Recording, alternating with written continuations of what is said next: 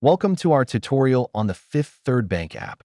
Today, we'll explore how this app can enhance your mobile banking experience. Let's get started with installing the Fifth Third Bank app. You can find it in your App Store by searching for Fifth Third Bank. Once downloaded, we'll guide you through setting up your account. Once you've logged in, you'll see the home screen. Here, you can quickly access your accounts, transfer funds, and view notifications. Monitoring your account balances and transaction history is easy. Simply tap on your account to view detailed information. Need to transfer funds?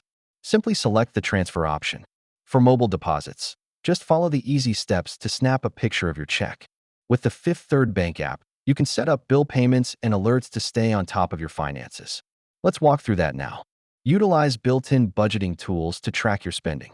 The app offers valuable insights directly on your dashboard. Security is paramount.